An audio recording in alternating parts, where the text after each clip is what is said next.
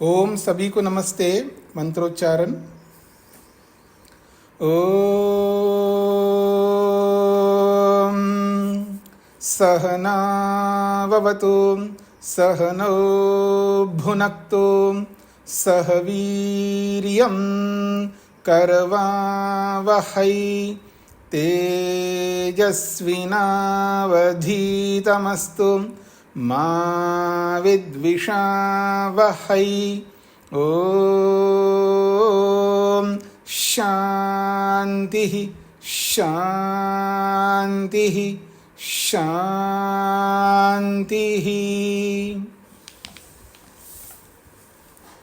वैशेषिक दर्शन की कक्षा संख्या 5 है। प्रथम अध्याय के प्रथम आहनिक के 3 सूत्रों को लेकर के विचार किया। प्रथम सूत्र ने कहा है हम धर्म की व्याख्या करेंगे।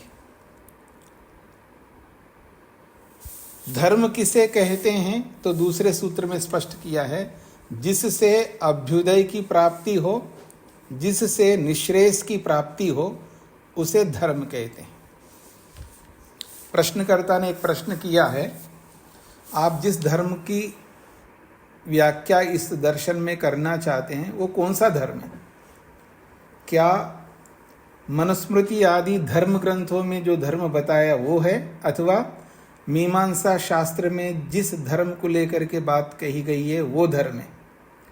तो कहा है नहीं, वो दोनों ही धर्म नहीं है। तो ऐसे धर्म जो उन शास्त्रों में बताए गए धर्म नहीं है, तो वो क्या धर्म आपका स्वयं का धर्म है? तो उत्तर दिया है तीसरे सूत्र में, नहीं, मैं जो भी धर्म बताऊंगा उस धर्म के पीछे प्रमाण वेद है। ये तीसरे सूत्र में आपने समझा है। उसी तीसरे सूत्र की व्याख्या अब कुछ अलग ढंग से दोबारा कर रहे हैं। पृष्ठ संख्या है 6। अजीत जी। जी स्वामी जी नमस्ते जी। जो ये प्रश्न उठे हैं अपने कि प्रश्नकर्ता ने किया कि क्या जो मनुस्मृति में या मीमांसा दर्शन में जो धर्म दिया है वो नहीं बताएंगे और बताएंगे, और वो धर्म है जो वेदानुकूल है, वो मैं बताने जा रहा हूँ जी। तो जो मनुस्मृति का है और जो मीमांसा का है वो क्या वेद के अनुकूल नहीं है? देखिएगा, आप ऐसा प्रश्न बिल्कुल नहीं कर सकते जी। कारण ये है, वो ये नहीं कहना चाह रहे हैं वो वेदानुकूल नहीं है। वो ये कहना चाह रहे हैं जो धर्म मैं बताना चाह रहा हूँ वो धर्म जो आपने बताया, यानी मनुस्मृति आदि धर्म ग्रंथों में जो धर्म बताया वो धर्म मैं नहीं बता रहा हूँ, और जो मीमांसा में जो धर्म बताया वो भी नहीं बताना चाह रहा हूँ। कुछ अलग धर्म बताना चाह रहा हूँ, कुछ अलग धर्म बताना चाह रहा हूँ। तो वो जो अलग धर्म है वो आपका स्वयं का है? तो कहा नहीं, मेरा स्वयं का नहीं है, जो भी मैं अलग धर्म बताऊंगा वो भी वेद के अनुसार है, ये बोला है। इसका ये तात्पर्य नहीं निकलता आप लोगों ने जो धर्म बताया वो वेदानुकूल नहीं है। इसका ये कैसे तात्पर्य आप निकाल करके प्रश्न कर रहे हैं? धर्म अनेक प्रकार का है ना। जी जी। तो जब धर्म अनेक प्रकार का है तो उन्होंने जिन धर्मों को लेकर के बात कही है वही धर्म मैं क्यों बताऊं? मैं और भी बहुत प्रकार के धर्म हैं, उन धर्मों को बताऊंगा जो उन्होंने नहीं बताया, ये इसका तात्पर्य होता है। ठीक है सर जी। शेखर जी। जी प्रणाम स्वामी जी। जी। मैं इसको ऐसे देखता हूँ, ये तो भाष्यकार कह रहा है कि भाई ये धर्म ना तो मीमांसा ना मनुस्मृति का है, मैं तो अलग ही हूँ। वहाँ तो सिर्फ ऋषि तो यही कह रहा है, जो अगर ऋषि के तीनों सूत्रों को पढ़ेंगे कि भाई मेरा धर्म ये प्रमाण है, बस इतना ही कह रहा है। वो मीमांसा का मनुस्मृति का उसका तो नाम ही नहीं लेता, वो तो भाष्यकार ने जोड़ दिया। ऐसा है शेखर जी, ये बात बार बार आएगी। ऐसा होता है, जो सूत्रकार जो बताना चाह रहे हैं मैं धर्म की व्याख्या करूंगा, तो ये अपने आप मन में आएगा। जो जिस धर्म की व्याख्या आप करने जा रहे हो वो धर्म मनुस्मृतिकार ने भी बताया, यानी अलग अलग धर्म ग्रंथों में बहुत बताया धर्म, और मीमांसाकार ने भी धर्म बताया। अगर वही बता रहे हो तो फिर आपको बताने की आवश्यकता है? ऐसा प्रश्न आएगा ना मन में। तो उसका समाधान कर रहे हैं, पर धर्म तो अलग अलग प्रकार का होता है। ये भाष्यकार जो कह रहा हो अपनी ओर से कुछ नहीं कह सकता। यदि सूत्रकार का ऐसा अभिप्राय नहीं होगा तो भाष्यकार अगर कहेगा तो भाष्यकार का अपना मंतव्य होगा वो। और जितने भी भाष्यकार होते हैं वो सूत्रकार के अनुरूप ही कहें तभी वो भाष्यकार माना जाएगा, नहीं तो सूत्रकार के विरुद्ध कहने वाला माना जाएगा। जैसे योग दर्शनकार ने, पतंजलि ने सूत्र बनाया, अब उन सूत्रों का भाष्य किया है वेदव्यास ने, तो वो जो भाष्य है वो वेदव्यास का अपना भाष्य होता हुआ भी वो भाष्य पतंजलि के अनुसार ही किया है। पतंजलि ने जो सूत्रों में बताया गया है उसी के अनुसार ही किया है। ये हम नहीं कह सकते वेदव्यास का मत है ये पतंजलि का मत नहीं, ये हम नहीं कह सकते, फिर तो भाष्यकार ही नहीं माना जाएगा। अब रही बात, ये तो ब्रह्ममुनि जी सन्यासी जो है ये ऋषि तुल्य नहीं है, अर्थात ऋषि कोटि में नहीं आते। जैसे ऋषि लोग प्रामाणिक होते हैं ऐसा नहीं आते, ये मैं मानता हूँ, स्वीकार करता हूँ। इसका ये भी तात्पर्य नहीं है जो भी भाष्यकार भाष्य करता है वो मूल में जो होता है उसके अनुसार करता है, और मूल में बहुत सारी बातें होती हैं, और मूल के अनुसार अगर जो किया है तो उसको उन्हीं का मानना चाहिए। यदि वो भाष्य स्वतंत्र है, उनका स्वयं का है, और वो मूल के अनुरूप नहीं है किसी कारण से बोला जाए, तो इसका अर्थ ये होगा वो शास्त्र विरुद्ध माना जाएगा, अप्रामाणिक माना जाएगा। और यदि वो सूत्र के अनुरूप है और वो सूत्र भी वेद के अनुरूप है तो वो सूत्र प्रमाणिक माना जाएगा, भले ऋषि का हो। जो सूत्रकार ने सूत्र बनाया है वो सूत्र यदि वेदानुकूल है तो प्रमाण माना जाएगा। तो ऐसा ही सूत्र के अनुरूप भाष्य है तो वो प्रमाण माना जाएगा, फिर उसको हम भाष्यकार का अपना नहीं मान सकते। इस तरह हमको समझना चाहिए। हाँ, ये मैं बिल्कुल मानता हूँ कि भाष्यकार ऋषि ना होने के कारण से, सर्वथा प्रमाण ना होने के कारण से कुछ बात अपनी ओर से भी कह सकता है, ये इसको मैं भी स्वीकार करूँगा। पर इससे ये नहीं बात निकलेगी कि भाष्यकार का हर बात सूत्र के अनुरूप नहीं है, ऐसा नहीं माना जा सकता। तो यहाँ जो बात कही जा रही है ये स्वाभाविक शंका सबके मन में आएगा। जब आप सूत्र के माध्यम से धर्म की व्याख्या करूंगा, धर्म की व्याख्या तो बहुत सारे ग्रंथों ने की है, फिर आप क्या धर्म की व्याख्या कर रहे हैं? तो अब ये जो व्याख्या, धर्म की व्याख्या कर रहे हैं, केवल इतने सूत्रों को देख करके भाष्यकार ने ऐसा भाष्य किया हुआ ऐसा नहीं है ना। आगे के जब सारे सूत्र पढ़ेंगे तो जितने भी धर्म बताया वो धर्म है ही नहीं है जो मनुस्मृति ने बताया, जो मीमांसा ने बताया। इससे ये स्पष्ट समझ में आएगा कि वास्तव में ये जो भाष्य लिखा है ये सटीक लिखा है, ऐसा आगे के सूत्रों से समझ में आएगा। जी जी स्वामी जी, वही मेरा प्रश्न रहा, मुझे नहीं पता आगे क्या लिखा हुआ है। जी जी, क्योंकि धर्म तो जैसे आपने बताया मीमांसा में भी बताया है, मनुस्मृति में भी है, गीता में भी, दूसरे शास्त्रों में भी तरह तरह से धर्म को बताया है। जी जी जी। और मतलब अब यहाँ अपने भाष्यकार ने कि ये मनुस्मृति और मीमांसा का नाम ले लिया, औरों को नहीं लिया, मतलब नहीं की आवश्यकता, क्योंकि आगे शायद जैसे आपने अभी बताया कि आगे ऐसा लिखा हुआ है जो जिसमें कि मीमांसा और इसका मीमांसा और मनुस्मृति का उसको नाम लेना पड़ा। हाँ जी, इसीलिए लेना पड़ा है ना, क्योंकि उसमें जिस धर्म का कथन किया है वो वर्णाश्रम धर्म है, जैसे धर्म ग्रंथों में है, सबके कर्तव्य बताया गया। और इस पूरे शास्त्र को पढ़ोगे तो वो धर्म बताए नहीं इस पूरे शास्त्र में, ठीक है ना। इसलिए भाष्यकार ने जो लिखा वो सूत्र के अनुरूप ही लिखा है, ये आपको स्वयं आगे समझ में आएगा। जी जी, धन्यवाद स्वामी जी। हाँ जी, मैं आगे बढ़ रहा हूँ। मैंने कहा था कि तीसरा सूत्र हमने पूरा किया था, अब उसी तीसरे सूत्र की अलग प्रकार की व्याख्या कर रहे हैं भाष्यकार। पेज नंबर 6 है, पृष्ठ संख्या 6। जिनका माइक बंद नहीं है माइक बंद करके रखिएगा। तीसरे सूत्र की व्याख्या, उससे पहले भूमिका भी बनाई है उन्होंने। मनुस्मृति आदि धर्मशास्त्राणि अनुसृत्य यद्वा मीमांसा दर्शनम लक्ष्यीकृत्य धर्माख्यानम न करोतु। प्रश्नकर्ता प्रश्न रख रहा है मनुस्मृति आदि धर्मशास्त्रों का अनुसरण करते हुए अथवा मीमांसा दर्शन का अनुसरण करते हुए धर्म की व्याख्या ना करो आप,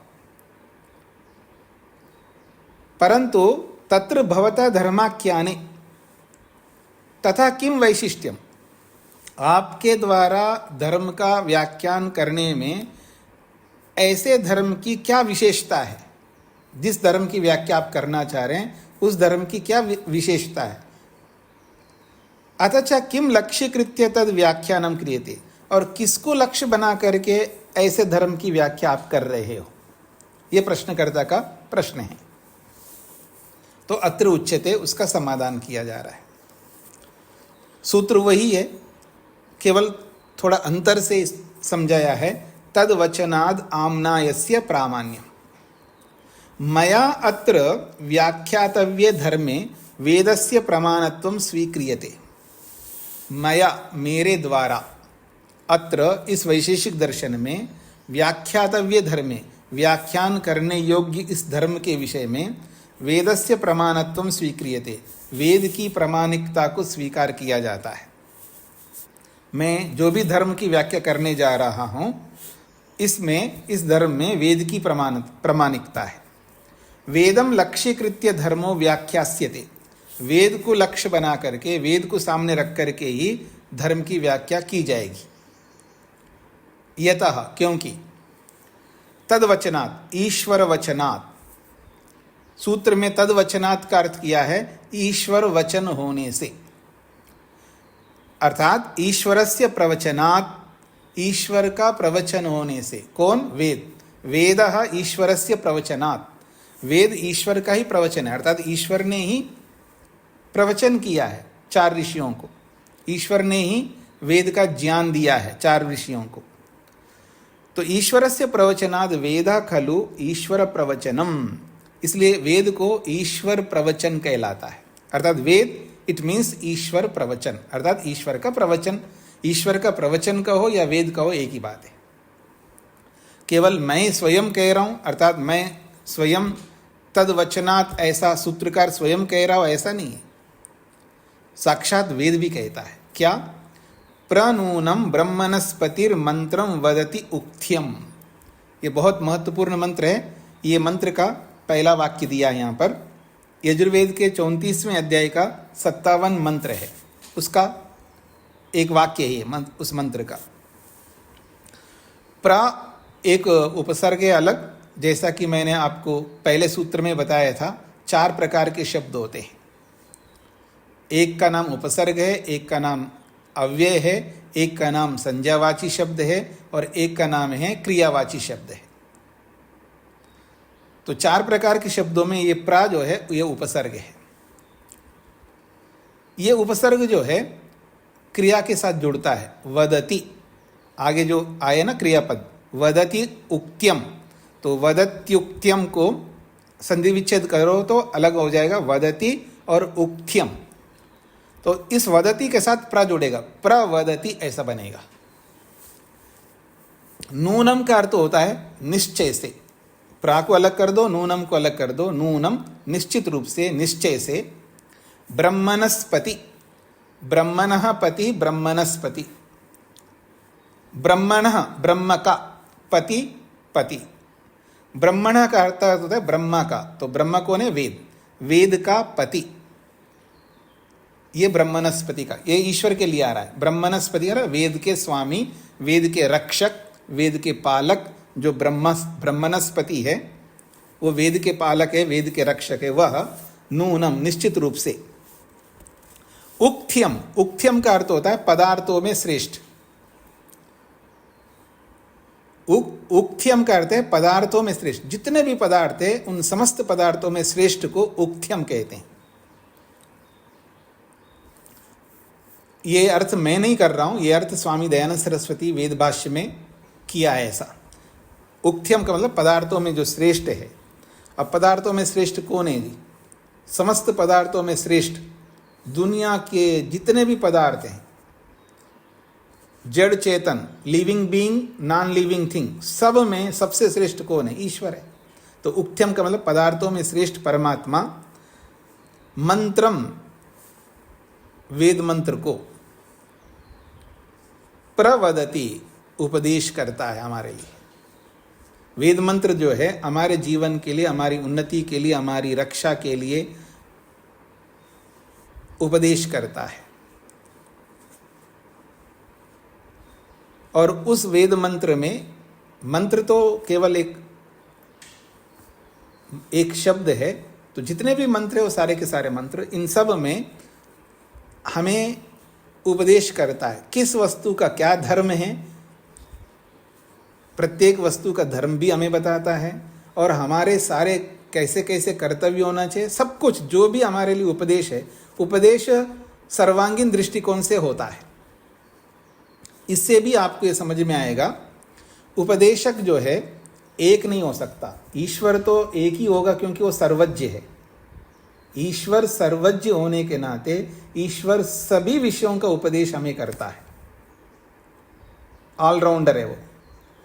ईश्वर को छोड़कर के कोई भी मनुष्य सर्वांगीण दृष्टिकोण से उपदेश नहीं कर सकता। इसलिए मैं अक्सर एक बात कहा करता हूं, गुरु एक कभी नहीं होना चाहिए जीवन में। और जो एक को गुरु मान करके चलता है वो उन्नति करेगा लेकिन लक्ष्य को पूर्ण नहीं कर पाएगा। मैं ये नहीं कहना चाह रहा हूं उन्नति नहीं कर सकता, क्योंकि वो जिस विषय का गुरु होगा उस विषय में तो उन्नति करेगा, इसमें कोई दोहराई नहीं है।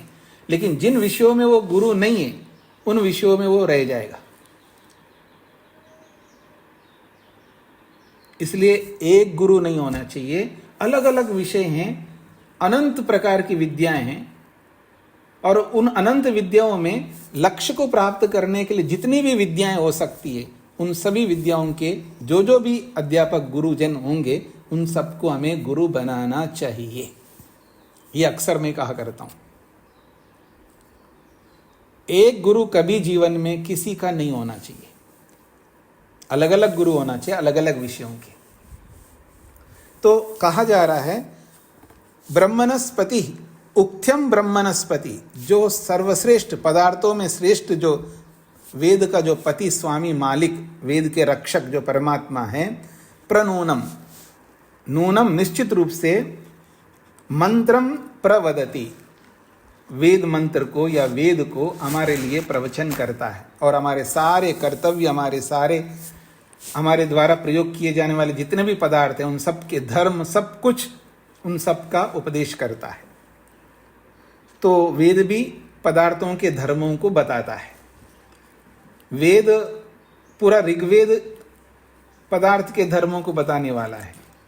दुनिया के जितने भी पदार्थ होंगे प्रत्येक वस्तु का गुण कर्म स्वभावों को बताने वाला ऋग्वेद ही ज्ञान कांड है। यानी दुनिया का प्रत्येक वस्तु का ज्ञान कराने वाला ऋग्वेद है। ये अलग बात है, हमें वेद का पता नहीं है, हमें वेद को विस्तार से समझने का सामर्थ्य नहीं है, क्योंकि वेद तो एक मंत्र रूप है। वेद मंत्र रूप का मतलब है मंत्र एक होता है, उसमें अनेक विषय होते हैं, अनगिनत विषय होते हैं। मंत्र के अनगिनत विषय होते हैं, या मैं ये कहूं मंत्र के अनगिनत अर्थ होते हैं। हाँ, ये याद रखना, अनगिनत अर्थ होते हैं मंत्र के, एक मंत्र के।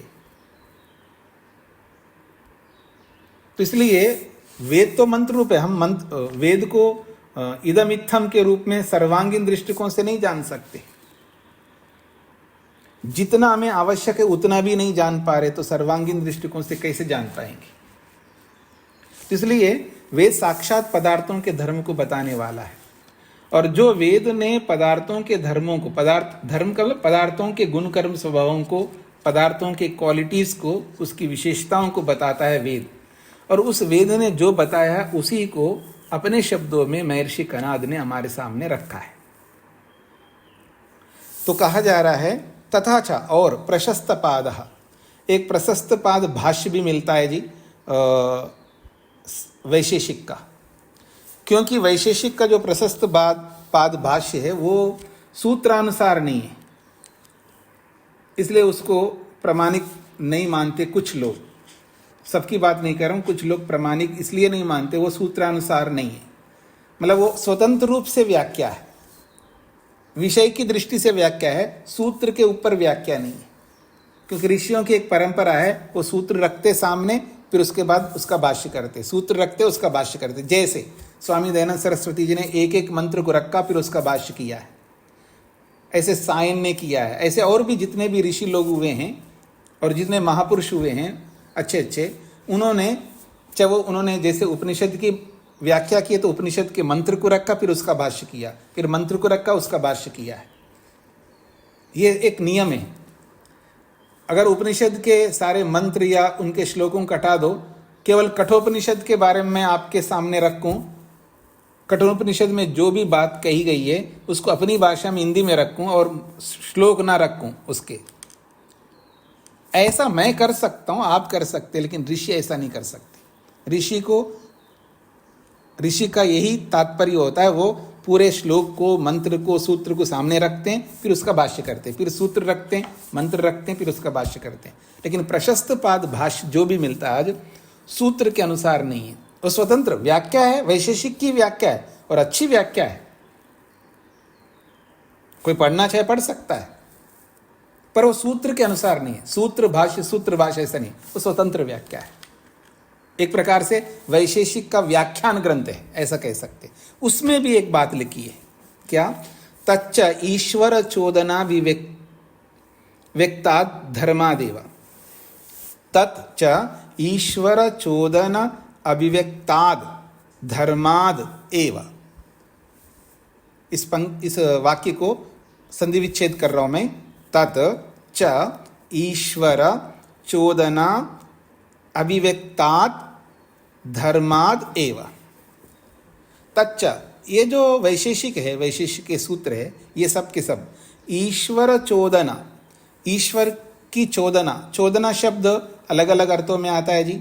मेरे को पहली बार राजस्थान में मैंने कई साल रहे, राजस्थान में बहुत साल रहा हूँ, तो एक बार बहुत बड़ा व्याख्यान रखा था मेरा, बहुत लोग बैठे हुए थे, स्पेशल लोग आए हुए थे वहाँ पर, और वो सब राजस्थानी थे, और मैं वहाँ चोदना शब्द का इतना प्रयोग किया। बाद में मेरे को कहा कि स्वामी जी महाराज आप थोड़ा सा इस चोदना शब्द को रोक लेते, अच्छा प्रभाव नहीं पड़ा। मैंने कहा क्यों? क्योंकि चोदना राजस्थानी भाषा में कुछ अलग ही अर्थ लेते हैं, गलत अर्थ में प्रयोग करते हैं। पर यहाँ चोदना शब्द तो अब मैं क्या करूँ, मैं तो शास्त्र पढ़ा वहाँ, मैं राजस्थानी भाषा को तो पढ़ा नहीं। बाद में मेरे को पता लगा कि ठीक बात है, मेरे को अब पता लगे, आगे मैं ध्यान रखूँगा। आप में से भी कोई लोग हों राजस्थान के तो कुछ और ना समझना। तो यहाँ चोदना शब्द साक्षात जो है मीमांसा दर्शन में भी स्पष्ट चोदना शब्द का प्रयोग किया है, और यहाँ प्रशस्त भाष्यकार भी चोदना शब्द का प्रयोग किया है। चोदना शब्द जो संस्कृत में है वो प्रेरणा देने के लिए आता है या ईश्वरीय आज्ञा के अर्थ में आता है। ईश्वर चोदना का मतलब ईश्वरीय आज्ञा से, ईश्वरीय प्रेरणा से, अभिव्यक्तात् धर्मात्, ईश्वरीय प्रेरणा से अभिव्यक्त धर्म का ही हम अनुसरण कर रहे हैं। कनाद ऋषि कहते हैं जो ईश्वर ने जो आज्ञा दी है पदार्थों के विषय में, पदार्थों की जो प्रेरणा की है, पदार्थों का जो जो धर्म बताया, तो ईश्वर आज्ञा के अनुसार ही ये धर्म है। अगर ईश्वर ने पदार्थों के लिए जैसी जैसी आज्ञा दी है, उसी आज्ञा के अनुसार ही, उसी धर्म के अनुसार ही हम कहना चाहते हैं, ऐसा इस पंक्ति का वाक्य है। कुल मिलाकर के जो भी मैं धर्म रखने जा रहा हूँ, कनाद कह रहे हैं कि वो ईश्वर की आज्ञा के अनुसार रख रहे हैं, ईश्वर के द्वारा दिए गए वेद के अनुसार हम प्रस्तुत कर रहे हैं, हम कोई नया धर्म नहीं बता रहे हैं, इसका तात्पर्य होता है। आगे बढ़ता हूं मैं। अब वो जो धर्म है वो क्या चीज है? जिस धर्म को जानने से अभ्युदय की प्राप्ति और निःश्रेयस की प्राप्ति होती है, जो दूसरे सूत्र में बताया है। अब वो चौथे सूत्र में स्पष्ट किया जा रहा है, इससे सभी को समझ में आ जाएगा।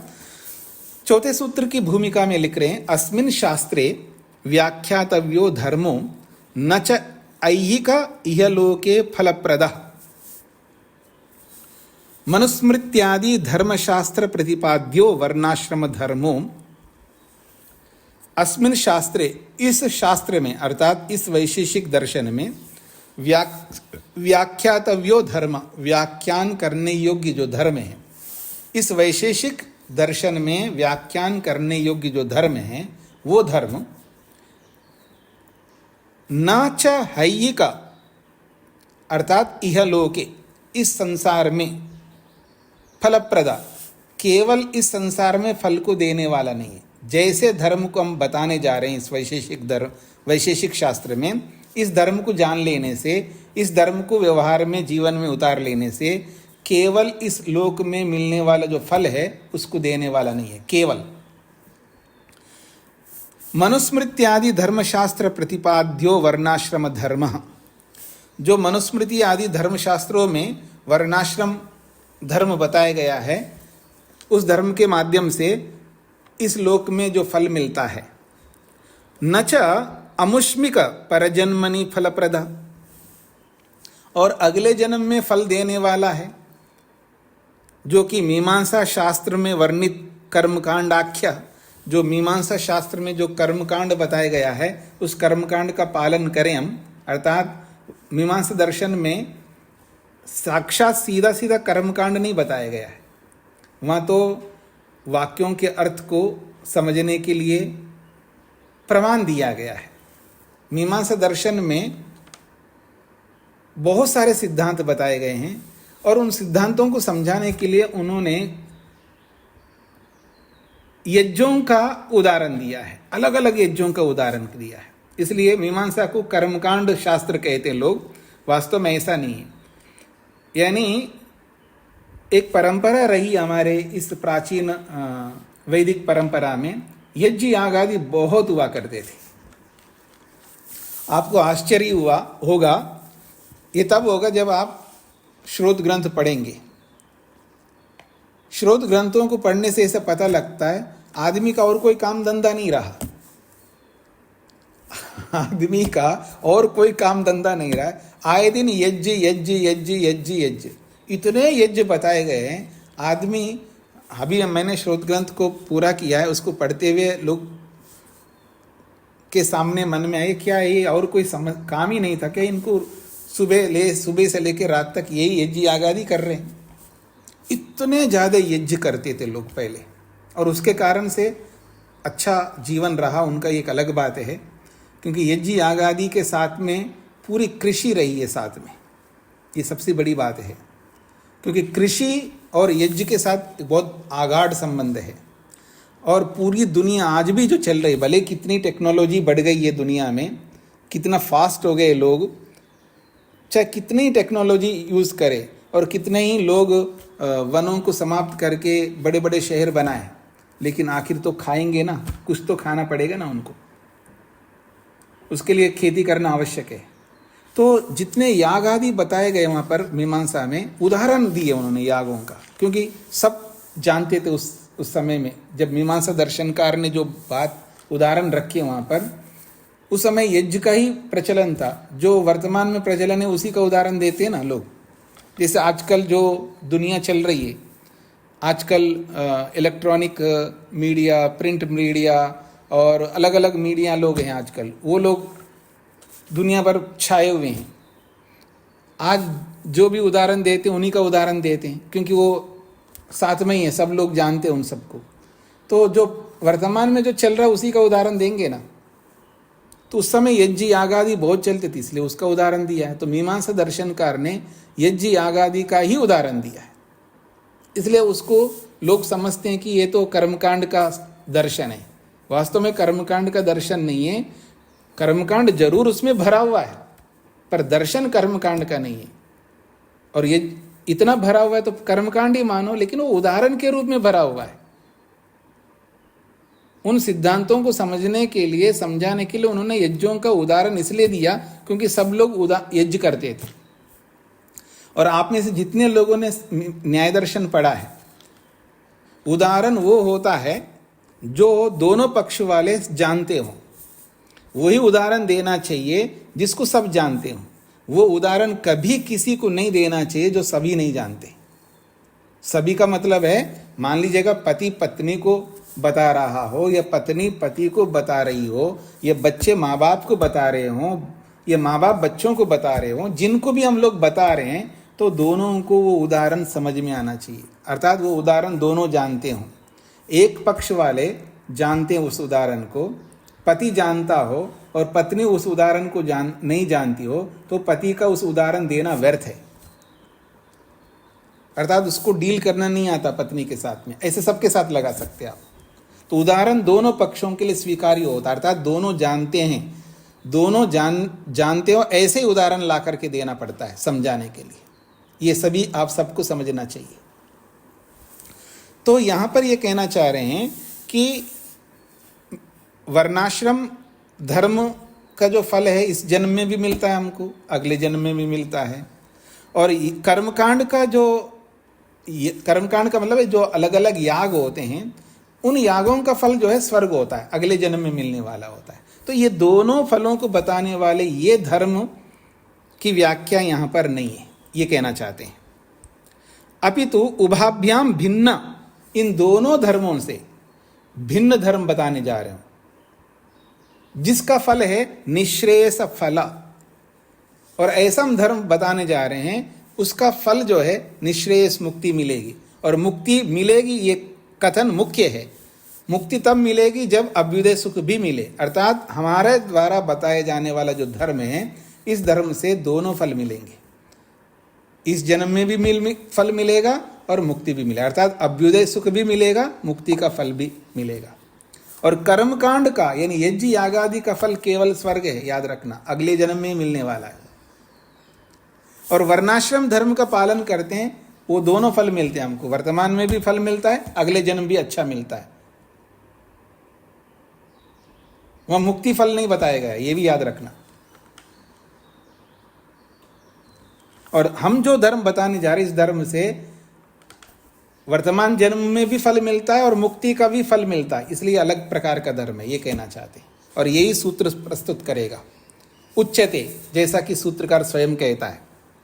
अब देखिए, धर्म विशेष प्रसूतात् द्रव्य गुण कर्म सामान्य विशेष समवायानां पदार्थानां साधर्म्य वैधर्म्याभ्याम तत्वज्ञानात् निश्रेयसम।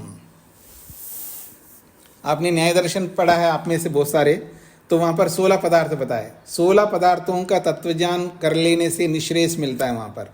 और यहाँ पर का ये 6 प्रकार के पदार्थों को जानने से निश्रेयस मिलता है। कहते हैं धर्म विशेष प्रसूतात्, सूत्र है धर्म विशेष प्रसूतात्। धर्म विशेष, देखिए मैं आपको भाषा विज्ञान की दृष्टि से कुछ बताना चाह रहा हूं, समझने का प्रयत्न करेंगे तो सबको समझ में आएगा। धर्म में 2 अक्षर है, ध और म। धर्म अक्षर जब गिनते हैं तो केवल स्वरों को गिनते हैं। धा में 1 स्वर है अकार, और मकार में भी 1 अकार है, 2 अक्षर है, 2 अ है। धर्म 2 अक्षर का है। और विशेषा में 3 अक्षर है, विशेष। वी में इकार और शे में एकार और शा में अकार। तो विशेषा में 3 अक्षर है, धर्म में 2 अक्षर है। संस्कृत में एक नियम होता है, कम अक्षर वाले और अधिक अक्षर वाले 2 प्रकार के शब्द हैं। एक शब्द है, एक पद है कम अक्षर वाला, एक पद है अधिक अक्षर वाला। तो व्याकरण का सिद्धांत ये कहता है, शब्दशास्त्र का सिद्धांत ये कहता है, कम अक्षर वाले पद को पहले रखना, अधिक अक्षर वाले को बाद में रखना। और हमारे अष्टाध्यायी में प्रसिद्ध सूत्र है अल्पाक्षरम। अल्प अक्षर यानी कम अक्षर वाले को पहले रखना, ऐसा सूत्र भी है। उसमें बहुत सारे विकल्प हैं, और उन विकल्पों में एक बहुत बड़ा विकल्प ये भी है, कम अक्षर वाले को पहले रखना। तो आप विशेष धर्म भी बोल सकते हो और धर्म विशेष भी बोल सकते हो। अब व्याकरण की रीति से, सूत्र की परंपरा से, यानी सूत्र हर कोई नहीं बना सकता है, जो इस भाषा विज्ञान को अच्छी तरह समझने वाले ही सूत्र बना पाएगा। तो यहाँ धर्म विशेषा में विशेष शब्द बाद में इसलिए रखा क्योंकि उसमें 3 अक्षर है और धर्म में 2 अक्षर है। यदि आप हिंदी में बोलना चाहे तो विशेष धर्म ऐसा भी बोल सकते हो और धर्म विशेष ऐसा भी बोल सकते हो, दोनों का मीनिंग एक ही है। प्रसूताद जो शब्द है उत्पन्न होने को कहता है। प्रसूत शब्द है उत्पन्न को कहता है, प्रसूता। हाँ जी, आप में से किसी को याद आ रहा है प्रसूति शब्द? प्रसूतालय चिकित्सा जो मेडिकल के टर्म में प्रसूति गृह कहते हैं उसको, जो जहां जन्म दिया जाता है उस हॉस्पिटल को प्रसूति गृह कहते हैं। तो प्रसूतात शब्द का अर्थ है उत्पन्न होने से, विशेष धर्म उत्पन्न होने से। यानी विशेष धर्म उत्पन्न होता है कब? द्रव्य को समझ लेने से, गुण को समझ लेने से, कर्म को समझ लेने से, सामान्य, विशेष और समवाय, ये 6 पदार्थ है। द्रव्य, गुण, कर्म, सामान्य, विशेष और समवाय, इन 6 पदार्थों का विशेष धर्म उत्पन्न होने से। और वो कैसा है विशेष धर्म? साधर्म्य वैधर्म्याभ्याम। एक होता है साधर्म्य, एक होता है वैधर्म्य।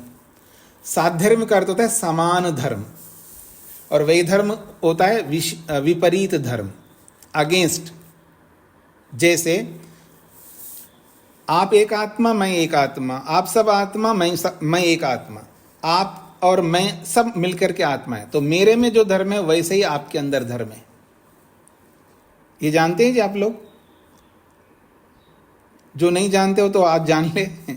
मेरे में जो धर्म, मेरे में मतलब मुझ आत्मा में, मेरे मन की बात मत नहीं कर रहा हूं मैं, अपने मन की बात नहीं कर रहा हूं। मन में तो अलग धर्म है, आपके मन में अलग धर्म है। आत्मा में जो धर्म है सेम टू सेम आप सब आत्माओं में वैसे ही धर्म है, कोई अंतर नहीं है। इसलिए तो मैं कहा करता हूं मुझ में और कुत्ते में, गधे में, सूअर में कोई अंतर नहीं है। अर्थात कुत्ते की आत्मा में, हाँ गलत अर्थ नहीं लेना, कुत्ते की आत्मा में, मुझ आत्मा में, आपकी आत्मा में, सांप की आत्मा में कोई अंतर नहीं है, क्योंकि आत्माएं सब समान हैं। तो जो मुझ आत्मा के अंदर जो धर्म है वैसा ही धर्म आपके अंदर, तो इसको कहते हैं साधर्म्य। समान धर्म है, मेरे में आप में समान धर्म है, ये साधर्म्य है। अब आत्मा से भिन्न पदार्थ को सामने रख रहा हूं, उसका नाम है जड़ वस्तु, नॉन लिविंग थिंग। मैं तो लिविंग बीइंग हूं, आत्मा नॉन लिविंग थिंग। मेरे में जैसे धर्म है वैसे धर्म नॉन लिविंग थिंग में नहीं है, तो विपरीत धर्म है, इसको वैधर्म्य कहते हैं। विपरीत धर्म वाले को वैधर्म्य कहते हैं, समान धर्म वाले को साधर्म्य कहते हैं। ये बात स्पष्ट हो गई जी सबको? विपरीत धर्म वाले को वैधर्म्य, समान धर्म वाले को साधर्म्य। तो द्रव्य में, गुण में, कर्म में, सामान्य में, विशेष में और समवाय, 6 पदार्थों में समान धर्म भी है और विपरीत धर्म भी है। ये आपको एक एक करके आगे समझाएंगे सारे, यही तो समझाना है पूरे दर्शन में, इसलिए चिंता नहीं करना, केवल यहां इतना ही समझना है 6 पदार्थों में समानता भी है और इन 6 पदार्थों में विपरीतता भी है। समझ में नहीं आए तो अभी मैं समझा देता हूं। मुझ में और तेज नारायण जी में समानता है, दोनों मनुष्य हैं, लेकिन विपरीतता भी है, मैं सन्यासी हूं, गृहस्थी है। समझ रहे हैं जी आप सब लोग? बस ऐसे समझना है आपको। तो 6 पदार्थों में समानता भी है और इन 6 पदार्थों में एक दूसरे से विपरीतता भी है। और आप जितने भी सब बैठे हैं क्लास में, आप सब में समानता भी है और आप सब में एक दूसरे से विपरीतता भी है। कोई काला है, कोई गोरा है, कोई नाटा है, कोई लंबा है, कितनी विपरीतता है ऐसा। तो इन 6 पदार्थों में समानता भी है और विपरीतता भी है। तो ये सूत्र क्या कहना चाहता है? द्रव्य, गुण, कर्म, सामान्य, विशेष और समवाय, इन 6 पदार्थों के साधर्म्य को और इन 6 पदार्थों के वैधर्म्य को जब हम जान लेते हैं तो वो हो जाएगा विशेष धर्म। सामान्य धर्म नहीं रहा, वो विशेष धर्म है।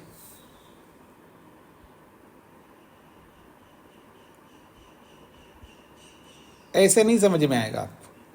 सास और बहू को, पति और पत्नी को, देवर और देवरानी को, जेठ जेठानी को, जो आपसे विरुद्ध लोग हैं उनको सामने रख लीजिएगा आप। जो आपके विरुद्ध है उन सबको, गुरु शिष्य को भी सामने रख सकते हो, सबको। तो दो व्यक्ति आपके सामने है जी, पति पत्नी, सास बहू, गुरु शिष्य, माता पिता और बच्चे, ऐसे ये सब दो दो लोग हैं। तो दोनों में समानता भी है और दोनों में विपरीतता भी है। समानत्व भी है और विपरीतत्व भी है। तो ऐसे इन 6 पदार्थों के बीच में समानता भी है और इन 6 पदार्थों में एक दूसरे से विपरीतता भी है। तो ऐसे इन 6 पदार्थों के धर्मों को, समान धर्मों को हमें विशेष रूप से समझना है और इन 6 पदार्थों के विपरीतता को भी हमें विशेष रूप से समझना है। तो इन 6 पदार्थों के विशेष धर्म को जान लेने से कुछ उत्पन्न होता है। क्या है वो? तत्वज्ञान। तत्वज्ञान है। अब आपको क्या करना है जी? पति का तत्वज्ञान करना है, पत्नी का तत्वज्ञान करना। अभी तत्वज्ञान नहीं है आप लोगों को। पति का, पत्नी का, सास का, बहू का जब तत्वज्ञान हो जाएगा ना, आप लड़ नहीं सकते उनसे। तत्वज्ञान का जो फल है ना, आप उनसे लड़ नहीं सकते, उनसे नाराज नहीं हो सकते, नाक चढ़ा के नहीं रख सकते आप अपने आप को, उनसे नाखुश नहीं रह सकते आप। तत्वज्ञान में जो बल है ना, बहुत विशेष बल है जी तत्वज्ञान में। किसी का भी तत्वज्ञान आप कर लो, पति का, पत्नी का, किसी का भी, जिस दिन तत्वज्ञान हो जाएगा ना, उस दिन आप उनसे कभी दुखी नहीं हो सकते। आज दुखी होते हैं, जितने अंश में होते हैं उतने अंश में आपके पास उनका तत्वज्ञान नहीं है। इसलिए हम सबका कर्तव्य है तत्वज्ञान उत्पन्न करना। तो ऐसे इन 6 पदार्थों का तत्वज्ञान होता है। कब? जब इनके धर्मों को हम जान लें, समान धर्मों को जान ले और विशेष धर्मों को जान ले। तो यही कहना चाहता है सूत्र कि इन 6 पदार्थों के साधर्म को और वैधर्म्य को जानना ही विशेष धर्म है। इस विशेष धर्म की उत्पत्ति होने से, अर्थात विशेष तत्वज्ञान हो जाने से निश्रेय मुक्ति मिल जाएगी हमको। कितना सरल है जी। यदि हम पदार्थों का तत्वज्ञान कर ले तो निश्रेय मुक्ति मिल जाएगी हमको। यदि हमको नहीं मिल रही मुक्ति, इसका सीधा अर्थ है अभी इनका तत्वज्ञान हमने नहीं पाया है, हमें तत्वज्ञान उत्पन्न करना है। बात तो सही कह रहे हो, लेकिन करूंगा वही है। ये स्थिति आज हम सबकी। क्या स्थिति है जी? बात तो आप सही कह रहे हो, लेकिन परनाला तो वहीं गिरेगा। ये स्थिति हमारी। टेंशन नहीं लेना चाहिए, बात तो आप सही कह रहे हो, लेकिन लेना पड़ता है और उस आदमी को तत्वज्ञान नहीं हो रहा है। ऐसा सभी विषयों में समझ लीजिएगा। जिस दिन तत्वज्ञान हो जाए, मुक्ति, हमारे लिए मुक्ति का द्वार खुल जाएगा। तत्वज्ञान ही तो करना है हमको।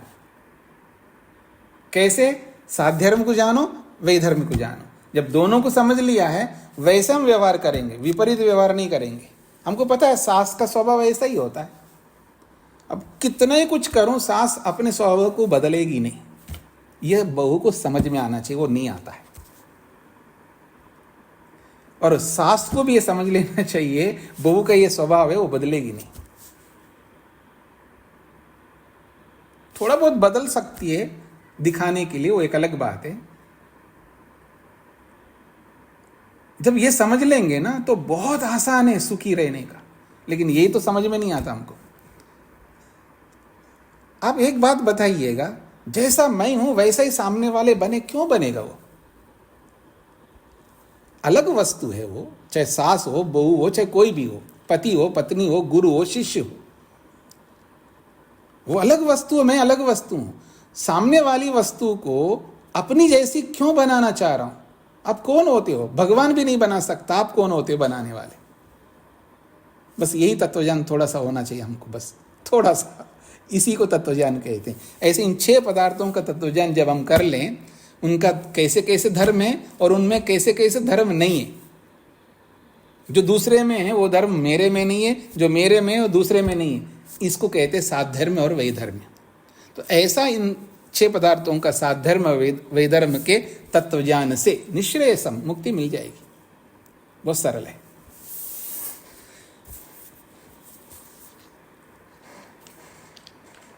हाँ जी, सोमनाथ जी को क्या कहना है जी? अभी तो सूत्र का अर्थ ही पूरा नहीं हुआ। सागर जी को क्या कहना है?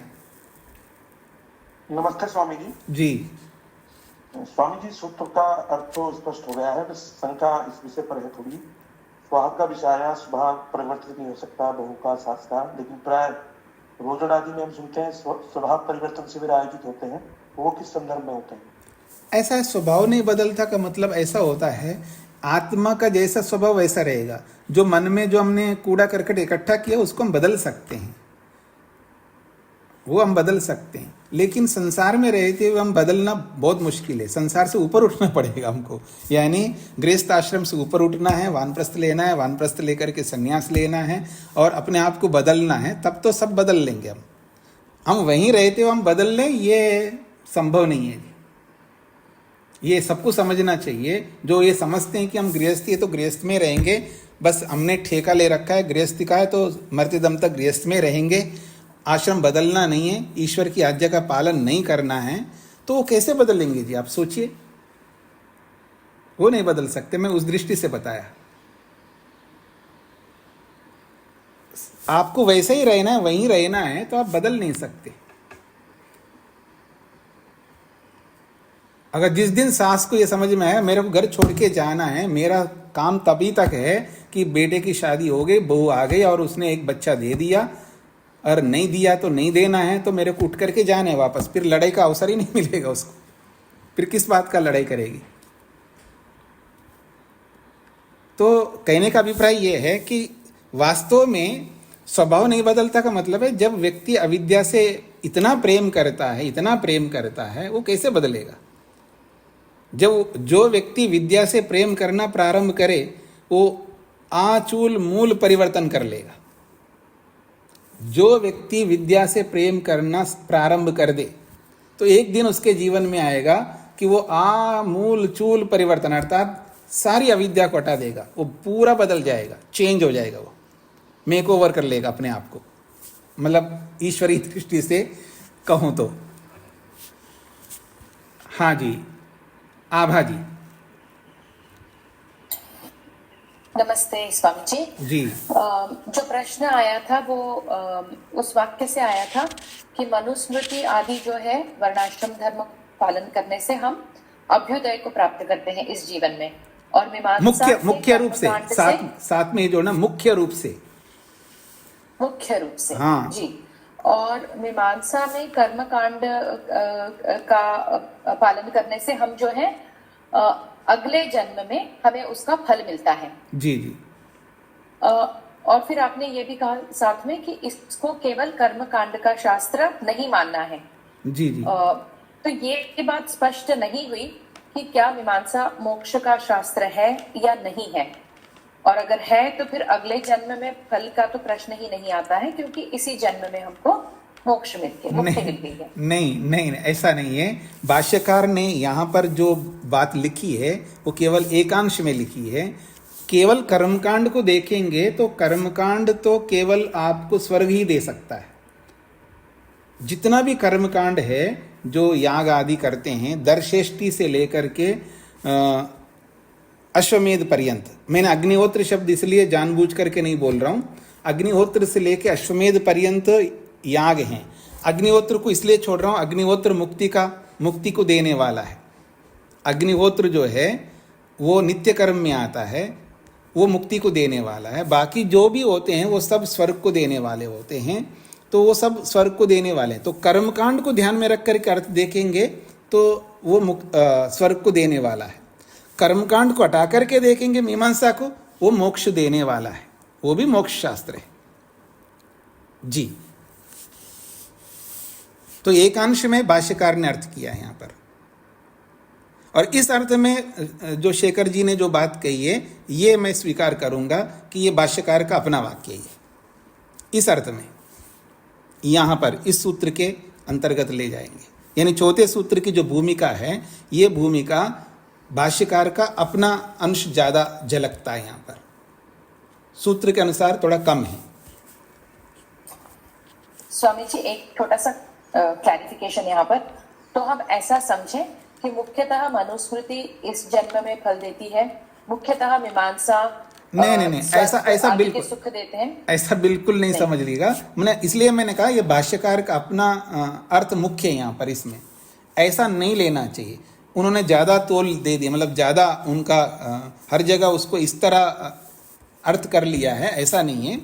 अगर कोई वर्णाश्रम को ध्यान में रख करके, वर्णाश्रम में तो संन्यास आश्रम भी है, और संन्यास आश्रम का पालन अगर कोई करता है तो उसको केवल इसी जन्म में फल मिलता है, ऐसा नहीं लेना चाहिए। तो इसलिए ये जो भूमिका है चौथे सूत्र की भूमिका, ये भाष्यकार का अपना वचन है, ये पूरे अंश में सूत्र के अनुरूप नहीं है जी। तो फिर वैशेषिक जो शास्त्र लिखा गया, ये जो लिखा गया दर्शन, ये इसलिए लिखा गया कि मोक्ष पाने का ये एक और तरीका है। हाँ। ऐसा नहीं है कि और दर्शनों से नहीं मिलता है, पर ये एक और जरिया है। बिल्कुल बिल्कुल ऐसा ही लेना चाहिए।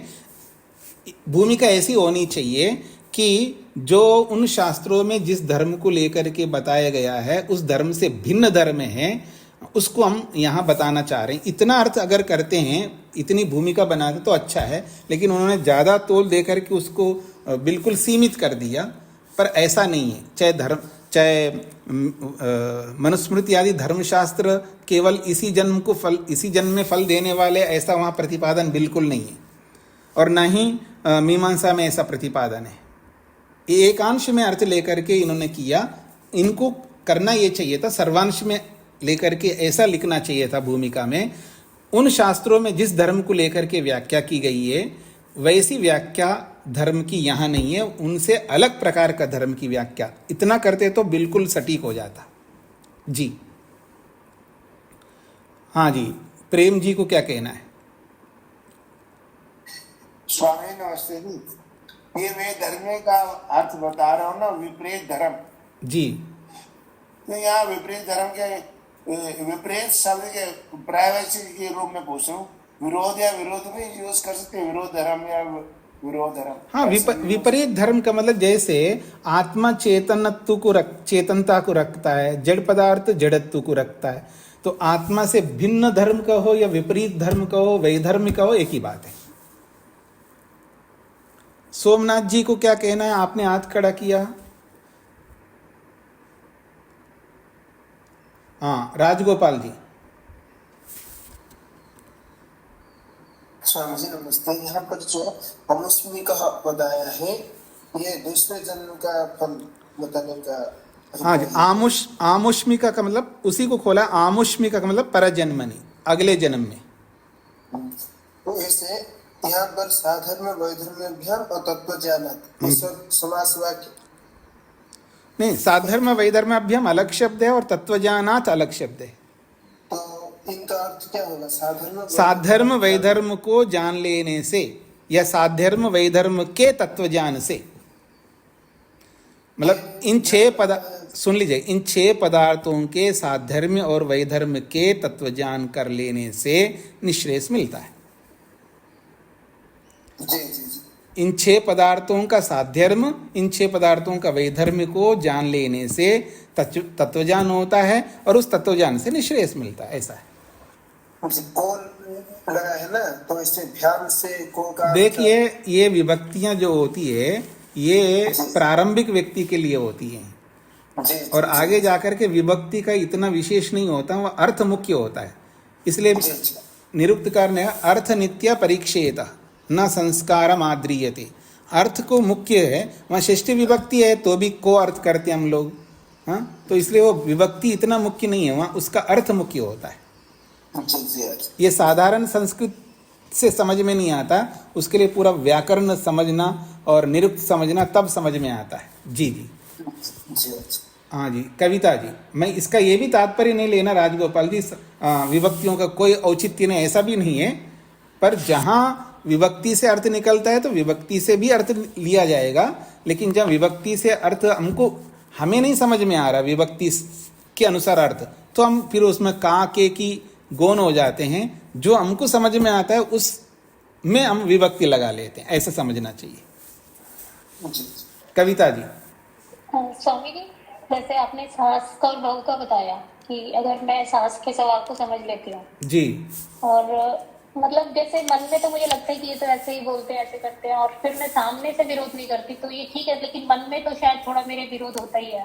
नहीं नहीं नहीं, मन में भी नहीं होना है ना विरोध। केवल वाणी से नहीं कर रहे हैं या शरीर से नहीं कर रहे हैं, ऐसा नहीं। शरीर से भी विरोध करता है व्यक्ति, इशारों से, और वाणी से भी विरोध करता है और मन से भी करता है। तीनों से नहीं होना चाहिए, तभी मैंने समझ लिया ये माना जाएगा ना। ये तो ऐसा हो गया ना, किसी ने मेरे को गाली दे दिया है, आज मैं कोई बुरा नहीं मानता हूं लेकिन मन में बहुत बुरा मान रहा हूं, ऐसा नहीं होना चाहिए। जैसे भाषा में बोलता हाँ माइंड मत करना, तो हाँ जी बिल्कुल मैं कोई माइंड नहीं कर रहा हूँ, और वो माइंड कर रहा होता है, तो ऐसा नहीं होना चाहिए। तत्वज्ञान का मतलब ये होता है न मन से, न वाणी से और न शरीर से, तीनों में एक रूपता लानी है, तब हमने समझ लिया ये माना जाएगा। जी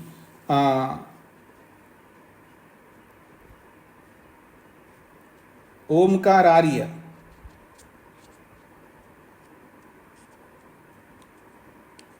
इतना समय नहीं हमारे पास। निर्मला जी बोलिए। नमस्ते स्वामी जी। जी असली तो ये तत्व ज्ञान सास बहू वाला समझ में आ जाएगा ना, तो फिर हम वो सुधार भी कर सकते। ऐसा कोई तत्व ज्ञान हो ना, इस वैशेषिक धर्म से हमें मिलेगा ही क्या? जब मिलेगा तभी तो बता रहा हूँ जी मैं। धन्यवाद। जी जी, सुभाषिनी जी को क्या कहना है?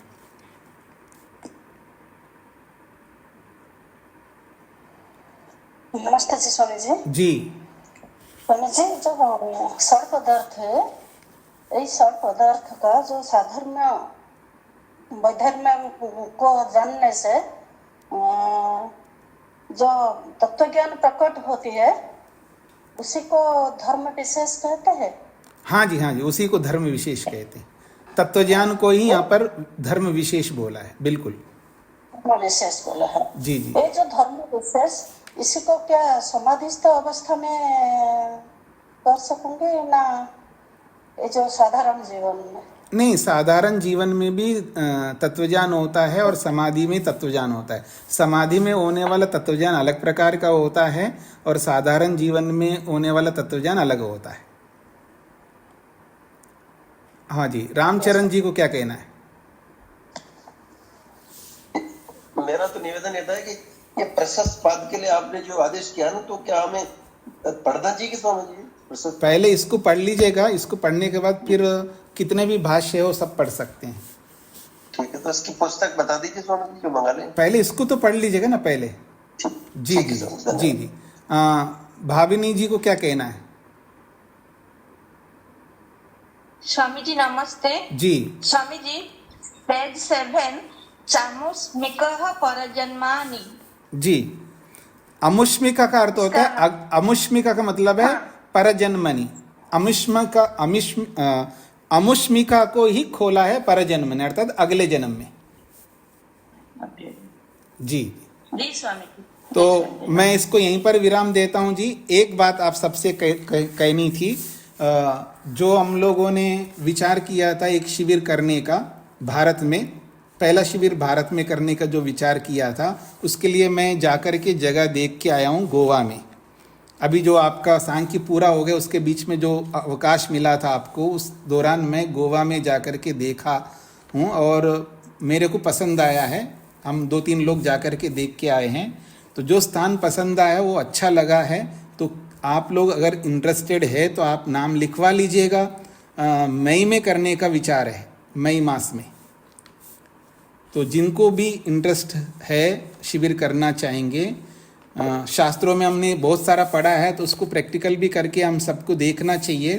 तो जो इंटरेस्टेड है वो लोग योगेश जी को अपना नाम लिखवाइए, ताकि लोगों को देख करके फिर हम लोग शिविर करने का विचार करेंगे। ऋचा जी को क्या कहना है?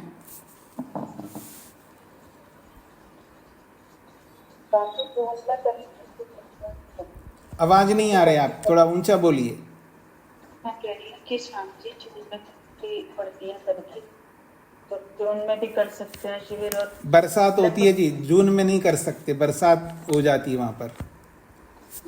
पर कितना चार्ज इसका लगेगा स्वामी जी लगभग? मतलब ऐसा है, अभी लोगों के ऊपर है।